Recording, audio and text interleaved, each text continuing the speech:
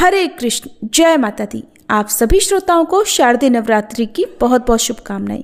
प्रिय श्रोताओं, हर साल आश्विन महीने के शुक्ल पक्ष की प्रतिपदा से लेकर दशमी तिथि तक हम सभी बहुत धूमधाम, श्रद्धा और विश्वास के साथ शारदीय नवरात्रि का पर्व मनाते हैं। आमतौर पर नवरात्रि 9 दिनों की होती है, गुप्त नवरात्रि 10 दिनों की मानी जाती है। लेकिन इस बार साल 2025 की शारदीय नवरात्रि एक विशेष संयोग लेकर आ रही है। जी हाँ, इस बार नवरात्रि के दिन बढ़कर 10 हो रहे हैं और यही इसे बना रहे हैं बहुत ही खास और अद्भुत। इस बार शारदीय नवरात्रि 22 सितंबर दिन सोमवार से शुरू होकर 1 अक्टूबर दिन बुधवार तक रहेंगे और अगले दिन यानी 2 अक्टूबर गुरुवार को विजयदशमी और दशहरे का पर्व मनाया जाएगा और इसी दिन कलश विसर्जन और दुर्गा विसर्जन के साथ साथ नवरात्रि व्रतों का समापन हो जाएगा। इस बार शारदीय नवरात्रि का पहला दिन रहेगा 22 सितंबर सोमवार को। इस दिन प्रतिपदा तिथि है और इसी दिन घट स्थापना की जाएगी। प्रतिपदा तिथि 22 सितंबर सोमवार को तड़के 1:24 से देखा जाए तो 21 सितंबर रविवार की देर रात का ये समय रहेगा।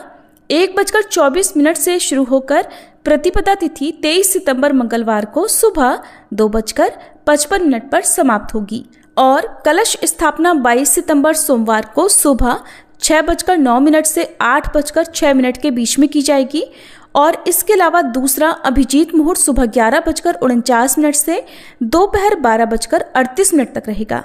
नवरात्रि व्रतों का शुभारंभ होता है माँ शैलपुत्री की पूजा से और माँ सिद्धिदात्री की पूजा के साथ ही नवरात्रि व्रत समाप्त हो जाते हैं। क्योंकि इस बार सोमवार से नवरात्रि शुरू हो रही है तो माता रानी इस बार हाथी पर सवार होकर आ रही हैं और हाथी पर सवार होकर आगमन का अर्थ होता है सुख, समृद्धि और अच्छी वर्षा का भरपूर आशीर्वाद। और इस बार शारदीय नवरात्रि का क्रम इस प्रकार रहेगा। 22 सितंबर को माँ शैलपुत्री, 23 सितंबर को माँ ब्रह्मचारिणी, 24 सितंबर को माँ चंद्रघंटा, 25 सितंबर को तृतीया तिथि बढ़ी हुई है यानी तृतीया तिथि की वृद्धि हो रही है, इसलिए इस दिन नवरात्रि का तीसरा दिन ही माना जाएगा। 26 सितंबर को माँ कूष्मांडा, 27 सितंबर को माँ स्कंद माता, 28 सितंबर को माँ कात्यायनी, 29 सितंबर को माँ कालरात्रि, 30 सितंबर को माँ महागौरी और 1 अक्टूबर को माँ सिद्धिदात्री की पूजा होगी। ध्यान रखेगा, इस बार तृतीया तिथि 2 दिन पड़ रही है, 24 और 25 सितंबर को।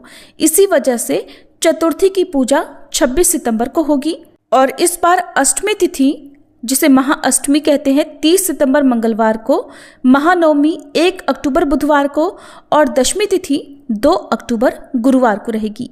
और कलश विसर्जन और दुर्गा विसर्जन इस बार 2 अक्टूबर गुरुवार को किया जाएगा, जिसका शुभ मुहूर्त सुबह 6:15 से 8:37 तक रहेगा। हालांकि बहुत से लोग अष्टमी और नवमी तिथि में भी शाम को पूजा करने के बाद दुर्गा विसर्जन कर देते हैं। वैसे तो भक्त नवरात्रि के पूरे 9 दिन तक ही उपवास करते हैं, लेकिन कुछ भक्त पहला और आखिरी नवरात्रि व्रत करते हैं। ऐसे में जिनके घर में अष्टमी के दिन कन्या पूजन होता हो, उन्हें सप्तमी तिथि को उपवास रखकर फिर अष्टमी तिथि को कन्या पूजन करना चाहिए। और ऐसे में इस बार सप्तमी तिथि 29 सितंबर को रहेगी।